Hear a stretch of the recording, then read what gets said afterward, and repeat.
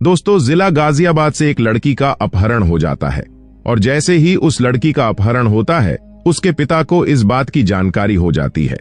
उसका पिता रोते हुए अपनी फोटो, अपनी बेटी का फोटो सोशल मीडिया पर अपलोड करता है और कहता है कि मेरी बेटी को किसी ने देखा हो तो उसे जल्द से जल्द घर पहुंचाने की कृपा करें। दोस्तों, बस इतना कहना था कि इस लड़की का फोटोग्राफ्स सोशल मीडिया पर वायरल हो जाता है। दोस्तों, शायद ही ऐसा कोई मोबाइल होगा जिस मोबाइल में यह फोटोग्राफ्स नहीं तैर रहा था। धीरे धीरे यह फोटोग्राफ्स सोशल मीडिया के ट्विटर प्लेटफॉर्म पर भी तैरने लगता है और यह नाम जो होता है इस लड़की का, वो ट्रेंडिंग में चला जाता है। हजारों लाखों लोग ऐसे होते हैं जो इस लड़की की सकुशल बरामदगी की मांग करने लगते हैं और मामला फिर उत्तर प्रदेश के शासन तक पहुंचता है। मुख्यमंत्री होते हैं अखिलेश यादव और अखिलेश यादव पर लगातार प्रेशर बनने लगता है। इलेक्ट्रॉनिक मीडिया, सोशल मीडिया, हर जगह बस एक ही लड़की छाई हुई थी जिसका नाम दीप्ति सरना होता है। आखिरकार मुख्यमंत्री को झुकना पड़ता है और वो गाजियाबाद पुलिस से संपर्क करते हैं और कहते हैं जितनी जल्दी हो सके इस लड़की की बरामदगी करिए। 36 घंटे बीत जाते हैं लेकिन पुलिस उस लड़की को वापस नहीं ला पाती, बरामद नहीं कर पाती। पुलिस परेशान हो जाती है और जब बहुत ज्यादा देरी हो रही थी तो वैसे ही प्रेशर भी बन रहा था। आखिरकार वो लड़की अचानक से प्रकट हो जाती है और जैसे ही लड़की प्रकट होती है तो एसएसपी उसके घर जाते हैं। घर जाने के बाद उस लड़की से सवाल जवाब करने की कोशिश ही कर रहे थे, तभी वो लड़की हाथ जोड़कर कहती हैं कि सर, मैं इस मामले की जांच करवाना नहीं चाहती। लड़की रो रही है, बिलख रही है, परेशान हो रही है। साथ ही वो माना कर रही थी कि मैं इस मामले की जांच नहीं करवाना चाहती। तो ये बात जब लोगों तक पहुंचती है तो सभी लोग हैरान थे, परेशान थे कि हम जिस लड़की की बारामती की मांग कर रहे थे, डिमांड कर रहे थे, वो लड़की जांच क्यों नहीं करना चाहती है।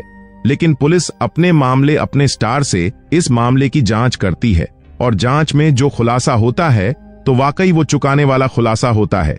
इससे सबसे ज्यादा हैरानी होती है उसी लड़की को जिस लड़की का किडनैप हुआ था। आज की कहानी वाकई बहुत रोमांचक कहानी है, रोचक कहानी है। इसको सुनने के बाद आपके रोंगटे भी खड़े होंगे और आप हैरानी में भी पड़ जाएंगे कि आखिर ऐसा कैसे हो सकता है। नमस्कार दोस्तों, आज की जो सच्ची घटना मैं आपको सुनाने जा रहा हूं दोस्तों, ये सच्ची घटना है उत्तर प्रदेश का एक जिला है गाजियाबाद। दरअसल एक लड़की स्नैपडील कंपनी के अंदर सेक्रेटरी की जॉब कर रही थी। बेहद खूबसूरत लड़की और 10 फरवरी 2016 की शाम लगभग 6 बजे के आसपास जैसे ही वैशाली रेलवे मेट्रो स्टेशन पर उतरती है और मेट्रो स्टेशन से उतरने के बाद वो ऑटो का इंतजार कर रही थी। ऑटो पकड़ती है गाजियाबाद, बस स्टैंड के लिए ऑटो को रोकती है। उससे कहती है भाई मुझे गाजियाबाद बस स्टैंड जाना है, और ऑटो वाला उसको बिठा लेता है। अभी ऑटो गाजियाबाद के मोहन नगर तक ही पहुंचा था कि उसमें टायर पंचर हो जाता है और जैसे ही टायर पंचर होता है तो वो ऑटो वाला परेशान हो जाता है। तभी एक और ऑटो वहां पर रुकता है। ऑटो वाला कहता है कि अगर मैडम कोई दिक्कत, कोई परेशानी ना हो तो क्या आप मेरे ऑटो पर बैठना पसंद करोगी। पहले से ही उसके अंदर एक लड़की बैठी थी, एक लड़का बैठा था। ये जो दीप्ति सरना होती है उसने तुरंत ही वो ऑटो के अंदर बैठ जाती है और ऑटो चलने लगता है। जैसे ही ऑटो चलने लगता है आगे हिंडन नदी आती है। हिंडन नदी से राजनगर की तरफ जैसे ही वह टर्न लेता है, यानी कि यह रोंग साइड चल रहा था। दोस्तों, उस लड़की ने इसका विरोध करने की कोशिश की। ये ओनेटो, आप कहां लेके जा रहे हैं? उसे रोकने की जब कोशिश करती है तभी इसके बराबर से एक लड़का जो बैठा हुआ है, तुरंत ही वो एक रिवॉल्वर निकलता है, पिस्तौल निकलता है, लड़की को लगा देता है कि शोर मचाने की कोशिश की तो तुम्हें यही जान से मार दिया जाएगा। इतना कहना था, वो लड़की थर थर कांपने लगती है। पहले से ही यहां एक और लड़की बैठी हुई थी, वो ऑटो से कूदकर भाग जाती है। लेकिन उसके बाद उस लड़की का आज तक भी कहीं आता पता नहीं है। वो लड़की कहां जाती है, कहां नहीं जाती है। लेकिन जो लड़की ऑटो में पहले अब आके बैठी थी, दीप्ति सरना, उस लड़की की घबराहट, उसकी परेशानी बढ़ाने लगती है और थोड़ा सा दूर ऑटो चलता है। तुरंत ही एक और लड़का उस ऑटो के अंदर आके बैठ जाता है और ये ऑटो कुछ ही दूर चलता है। उसके बाद रोक लेते हैं, साथ ही एक कार आती है। कार में इस लड़की को बिठा लिया जाता है और जैसे ये कार चल रही है ठीक ठाक, तभी इस कार की सीएनजी खत्म हो जाती है। सीएनजी खत्म होनी थी। उसके बाद एक और कार का इंतजाम किया जाता है और जो कार का इंतजाम किया जाता है, इस लड़की के हाथ पैर ये बंधे हुए थे, मुंह पर कपड़ा बंधा हुआ था ताकि ये शोर ना कर सके। जैसे जैसे वक्त आगे बढ़ रहा है वैसे वैसे अंधेरा भी होने लगता है, लेकिन ये तीसरा जो वाहन होता है इसकी सीएनजी खत्म हो जाती है। तुरंत ही चौथा वाहन लिया जाता है। चौथी कार थी i10 कार। ये कार चल रही है और चलते चलते अचानक ये कार रेतीली जमीन होती है, भूमि होती है, उसमें फंस जाती है। तभी वो किडनैपर वहां से उतरते हैं। उतरने के बाद फिर ये पैदल पैदल चलने लगते हैं। लगभग 10 किलोमीटर पैदल चलने के बाद एक नदी पड़ती है। नदी को पार किया जाता है और पार करने के बाद लगभग सुबह के 3 या 4 बज जाते हैं। फिर एक कमरे के अंदर इस लड़की को बंद कर दिया जाता है। दिन निकलता है, लड़की की आंखें खोली जाती हैं, उसको चाय वाय पिलाई जाती है और साथ ही जो ये किडनैपर होते हैं, यहाँ पर 5 लोग होते हैं और पांचों के पांचों किडनैपर तरह तरह की बातें कर रहे थे। इस लड़की के साथ कोई बलात्कार करने की बात कर रहा है, कोई इसके साथ गंदा काम करने की कोशिश कर रहा है, तभी कोई ये कहता है कि इसके बदले में कितनी फिरौती ली जाएगी। ये सब आपस में बातचीत कर रहे थे। लड़की की आंखें तब तक बंदी हुई थीं और उस लड़की की आंखें बंधी हुई थीं। तभी एक और लड़का होता है और उन लोगों को शांत करता है कि तुम लोग ऐसा क्यों कर रहे हो, ये सब तुम्हारी प्लानिंग का हिस्सा तो नहीं था, तुम ऐसा कैसे कर सकते हो। उन्हें वो बाहर निकालने की कोशिश करता है। तभी जो लड़की अंदर बैठी हुई है, डरी हुई है, सहमी हुई है, रो रही थी, तभी उसकी आंखों की पट्टी खोली जाती है और उसके सामने एक हैंडसम सा लड़का होता है। वह हैंडसम से लड़का कहता है कि तुम्हें घबराने की, परेशान होने की जरूरत नहीं है। दरअसल ये जो किडनैपर हैं ये बहुत ही भयानक है, बहुत ही बुरे लोग हैं। इसमें 2 मुसलमान हैं और 2 हिंदू हैं, दोनों ही तुम्हारे। ये चारों लोग तुम्हारे साथ कुछ ना कुछ गलत काम कर सकते हैं। मेरी इच्छा है कि मैं तुम्हें बचाऊं और तुम बिल्कुल भी परेशान मत होना।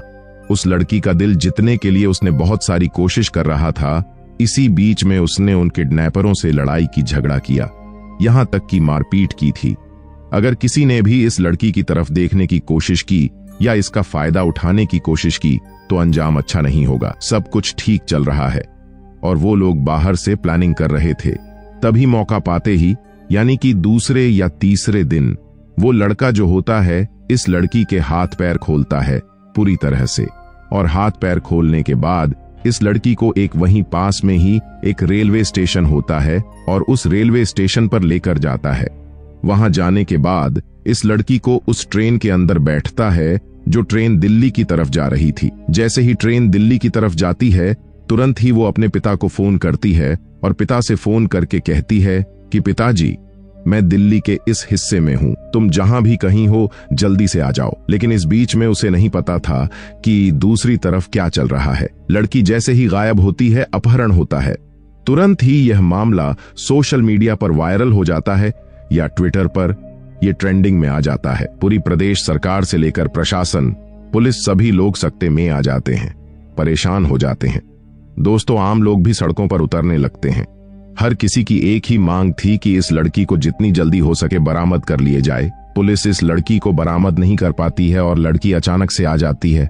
और जब लड़की घर पहुंचती है तो उसके घर वाले, ये सब लोग इतने ज्यादा परेशान थे, चारों तरफ से मीडिया ने घेर रखा था, क्योंकि लगातार 36 घंटे से मीडिया इस मामले की बहुत तेजी के साथ कवरेज कर रही थी, पल पल की जानकारियां दे रही थी। जब लड़की अपने घर पहुंचती है तो उसके घर पर हजारों लोगों का तांता लगा हुआ था। यहाँ पुलिस प्रशासन के बड़े बड़े अधिकारी से लेकर मुख्यमंत्री खुद इस मामले को अपने स्तर से हैंडलिंग कर रहे थे। अब जब SSP Dharmendra Yadav IPS officer जब इस लड़की के घर पहुंचते हैं, जाकर पूछते हैं कि बेटा तुम्हारे साथ क्या हुआ है, बस इतना सवाल करना था कि इस लड़की ने साफ इनकार कर दिया कि सर, मैं इस मामले की कतई भी जांच नहीं करवाना चाहती हूं, जो भी है इस मामले को यही रफा दफा कर दीजिए, यही खत्म कर दीजिए। तभी वो पुलिस वाले परेशान हो जाते हैं, सोचने पे मजबूर हो जाते हैं कि लगभग 200 पुलिस वाले, कई थानों की पुलिस, बहुत सारे लोग ये चाहते थे कि ये लड़की क्यों गायब हुई थी, इसके बारे में पता किया जाए। और ये है कि माना कर रही है, आखिरकार कुछ तो बात है। उस लड़की को काफी समझाया जाता है दोस्तों, उसको अपनेपन का एहसास कराया जाता है, उससे बातचीत की जाती है, तब भी वो लड़की तैयार नहीं होती। लेकिन आईपीएस ऑफिसर धर्मेंद्र यादव अपने इस मामले की जांच पड़ताल में जब जुड़ते हैं तो चौंकाने वाली बात सामने आती है। दरअसल ये लड़की ओरंटो में बैठी थी और यह दृश्य एक सीसीटीवी कैमरे में कैद हो जाता है। तभी से पता चलता है कि लड़की का पहली बार जो निकलती है वो ओरंटो से चलती है और मोहन नगर के ही 1-2 ओरंटो में वो पहुंच जाती है। तभी ओरंटो वालों से बातचीत करने की कोशिश करते हैं।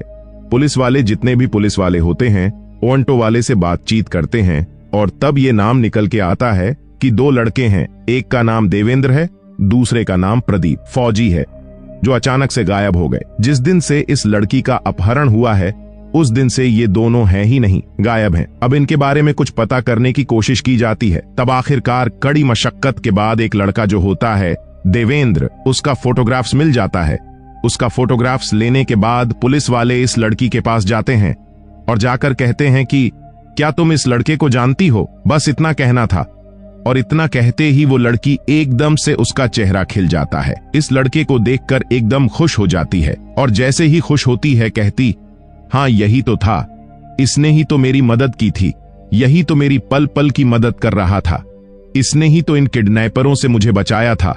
और जैसे ही ये नाम सामने आता है तो पुलिस वाले हैरान थे, परेशान थे। ये समझ नहीं पा रहे थे कि आखिरकार लड़की का किडनैप होता है, लेकिन मोटिव क्या है ना? तो किडनैपिंग की रकम मांगी जा रही है, ना ही इसको नुकसान पहुंचाया है, ना ही किसी ने इसके साथ बलात्कार किया है, ना इसके साथ कुछ गंदा काम हुआ है, सब कुछ ठीक ठाक है। आखिरकार ये समझ से परे बात है। लेकिन पुलिस वाले कहां शांत बैठने वाले थे। पुलिस वालों को चाहिए था सच, और सच खोजने के लिए जब चलते हैं आखिरकार कड़ी मशक्कत के बाद ये पता चलता है कि देवेंद्र एक हरियाणा का जो जिला है सोनीपत, उसका एक गांव लगता है। कामी उस गांव कामी गांव का रहने वाला है और पुलिस इसको धर दबोच लेती है। साथ में एक लड़का और होता है इसी गांव का, प्रदीप उर्फ फौजी, और एक लड़का होता है मोहित। जब इन तीनों को पकड़ के लेके आते हैं तब देवेंद्र चौंकाने वाली बात करता है। देवेंद्र कहता है कि उस पर लगभग 30 मुकदमे दर्ज हैं, चाहे हत्या हो, लूट हो, डकैती हो, बड़े से बड़े, चाहे वो किसी की हत्या करने का प्रयास हो। वैसे कितने मुकदमे हैं जो उस पर लगे हुए हैं। 14 जून 2014 को वो जब पेशी पर जा रहा था, जब पुलिस वाले उसको लेके जा रहे थे, तब वो पुलिस वालों की आंखों में धूल झोंकर भाग जाता है। और जो भाग जाता है तो इधर उधर छुपने लगता है और दिल्ली आ जाता है। दिल्ली के राजीव चौक पर जनवरी 2015 में वो ऐसे ही खड़ा हुआ था। उसके सामने से एक लड़की और एक लड़का गुजर रहा था। लड़की कोई और नहीं थी, लड़की दीप्ति सरना होती है। और दीप्ति सरना की खूबसूरती, दीप्ति सरना की हाइट, उसके बात करने का तरीका देखने के बाद ये देवेंद्र उस पर इंप्रेस हो जाता है। इतना ज्यादा इंप्रेस होता है कि उसको प्यार कर बैठता है। सोचता है कि अब जीऊंगा तो इसके साथ, मारूंगा तो इसके साथ। और ये जो पिछली जिंदगी है जिसमें 30 से ज्यादा मुकदमे दर्ज हैं, ये खत्म और शादी हो जाएगी तो सीधा यहां से भागकर नेपाल चला जाऊंगा। अब वो उस लड़की के पीछे लग जाता है। 1-2 बार नहीं, लगभग 1 साल में उस लड़की के 150 बार पीछे जाता है। और 150 बार पीछे जाने के बाद ये पता करने की कोशिश करता है इस लड़की को क्या पसंद है, ये लड़की क्या खाती है, ये लड़की कैसे हंसती है, ये क्या पहनती है, इसका घर कहां पर है, इसके परिवार में कौन कौन है। ऐसी बारीक से बारीक जानकारी इस लड़की के बारे में वो ले लेता है। और इसे तभी पता चलता है कि ये स्नैपडील कंपनी में काम करती है और स्नैपडील कंपनी के बाहर भी खड़ा होता था। दोस्तों, जब लड़की आती थी जाती थी तभी उसने सोचा कि क्यों ना इसको किडनैप किया जाए, क्योंकि बचपन में जब ये कक्षा 7 में पढ़ता था तब उसने दर फिल्म देखी थी। और दर फिल्म में जो शाहरुख खान का रोल होता है वो एक लड़की को पसंद करता है, किरण नाम की लड़की को, और उसी से ही शादी करना चाहता है। ठीक वैसे ही अपनी जिंदगी में एक ऐसा किरदार अपने आप में बना लिया था मानसिक रूप से कि ये वैसे ही दर फिल्म का शाहरुख खान है और ये बिल्कुल उस लड़की को वैसे ही अपने जिंदगी में उतरना चाहता है। अपनी पुरानी जो खराब जिंदगी, इसको खत्म करके इरस करने के बाद इस लड़की शादी से करेगा, एक खुशहाल जिंदगी जिएगा। तभी उस लड़की का पीछा करता था, उसके साथ आता था, जाता था। लेकिन इस लड़की को एक बार भी इस बात की भनक नहीं लगी कि आखिरकार कोई लड़का उसका पीछा कर रहा है। वो भी थोड़ी बहुत बार नहीं, पूरे 150 बार। साथ ही वो इस बीच में 2 ऑटो खरीदता है। एक ऑटो खुद के लिए खरीदता है, एक ऑटो अपने दोस्त के लिए खरीदता है, प्रदीप फौजी के लिए। और उसे प्रदीप फौजी को इस बारे में कुछ नहीं बताता और वैशाली के मेट्रो स्टेशन से लेकर जहां तक ये लड़की जाती है वहां तक वो ये ऑटो का इसका आना जाना होता है। दोस्तों, लेकिन लड़की बहुत ही होशियार किस्म की, बहुत ही समझदार पढ़ी लिखी लड़की, लेकिन कभी भी ये ऐसे ऑटो में बैठी ही नहीं जिसमें कोई पहले से लड़की बैठी नहीं होती थी। कई बार इस देविंदर ने अपनी दोस्तों से यह मिलने वालों से कोशिश की कि वो अपने ऑटो में किसी लड़की को बिठाएगा, इसका किडनैप करेगा। ये सब कहानी ये सोच रहा था, दिमाग में प्लानिंग कर रहा था। एक दो बार नहीं, 3 महीने से लगातार ऑटो चला रहा था, लेकिन 3 महीने में एक बार भी उसको ऐसा मौका नहीं मिलता है। आखिरकार मौका मिलता है 10 फरवरी 2016 को, और वो एक ऑटो वाला जो अपने जैसे ही वो ऑटो लगता है, उसमें पहले से एक लड़की बैठी हुई थी, लेकिन वो लड़की इसके ऑटो में नहीं बैठती है बल्कि एक अलग ऑटो में बैठ जाती है, और साथ में इसकी कुछ टीम होती है, अपने दोस्त होते हैं। उन दोस्तों से कहता है कि इस लड़की के पास बहुत दौलत है, बहुत पैसे वाली है, सबको 1-1, 2-2 करोड़ रुपए मिल जाएंगे अगर हमने इसका किडनैप कर लिया। यानी कि अब वो अपने प्यार मोहब्बत की कहानी को अपने दोस्तों से छुपा के रखता है और सीधा चल पड़ता है इस लड़की का अपहरण करने के लिए। जैसे वैशाली से वो लड़की एक और ऑटो पकड़ लेती है, तभी आगे मोहन नगर पर लाल बत्ती हो जाती है और मौका पाते ही इसका दोस्त उस ऑटो के अंदर पंचर कर देता है, और यहां से इस लड़की का दूसरे ऑटो में जो बैठता है वो ऑटो किसी और का नहीं होता बल्कि देवेंद्र का ऑटो होता है। अपने ही ऑटो में ले जाता हुआ सीधा हरियाणा के पानीपत का एक गांव लगता है।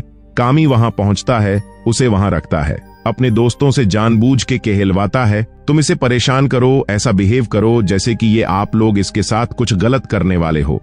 तभी बार बार वो एक बात कह रहा था कि एक लड़का है जो तुम्हारा अपहरण कराया है, उस लड़के का नाम मैं बता नहीं सकता, लेकिन वो लड़का कोई और नहीं है जिसके साथ तुम अक्सर रहती थी। असल में वो ही लड़का था जो राजीव चौक पर उस लड़की के साथ था, वही लड़का था जिस लड़के को ये दीप्ति प्यार करती थी, उसके साथ रहती थी। हालांकि इस बात का इसके घर वालों को सबको पता था, लेकिन उस लड़के के प्रति देवेंद्र चाहता था नफरत पैदा हो जाए, खुद के प्रति प्यार हो जाए और वो सामान्य जिंदगी जिएगा। लेकिन उसने कभी नहीं सोचा था कि वो पकड़ा जाएगा। पुलिस उसे पकड़ती है, साथ में उसके 2 दोस्त होते हैं, मोहित उर्फ फौजी, इसको पकड़ती है, प्रदीप उर्फ फौजी को पकड़ती है, मोहित को पकड़ती है, वो ककराला बदायूं का रहने वाले फहीम और माजिद को पकड़ती है, चाचा भतीजे होते हैं। इन 5 को पकड़ के गिरफ्तार कर लेती है और गिरफ्तार करने के बाद इन लोगों को जेल भेजती है। जब पुलिस वाले इसका खुलासा कर रहे थे, इस मामले की जांच पड़ताल कर रहे थे, तब यह कहता है कि मैंने कोई गलती नहीं की, मेरे ऊपर 30 से ज्यादा मुकदमे थे मोहब्बत के लिए, अगर एक और मुकदमा ऊपर हो भी जाए तो कोई फर्क नहीं पड़ता, कम से कम मैंने उस लड़की का दिल जीतने की कोशिश तो की।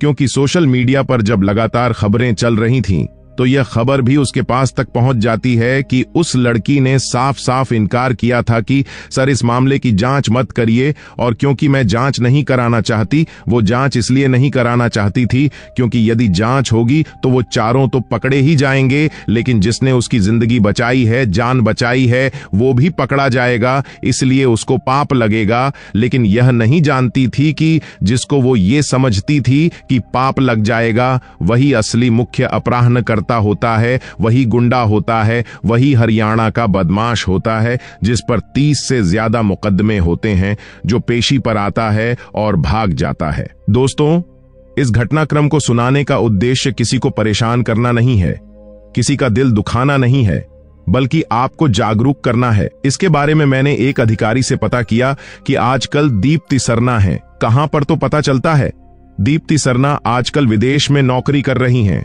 चली गई हैं। परिवार के लोगों ने सुरक्षा को देखते हुए गाजियाबाद का इलाका छोड़कर कहीं अलग चले गए हैं, क्योंकि इसके बाद उस लड़की की जान को खतरा बना हुआ था और मुख्यमंत्री अखिलेश यादव ने इसके परिवार की सुरक्षा भी बढ़ा दी थी, इस लड़की की भी सुरक्षा बढ़ा दी थी। लेकिन ये एक सामान्य परिवार था, यह ऐसी जिंदगी नहीं जीना चाहते थे जहां चारों तरफ पुलिस वाले या फिर गुंडे बदमाश इनका पीछा करे। दोस्तों, आप सब अपना ख्याल रखें, सुरक्षित रहे। जय हिंद, जय भारत।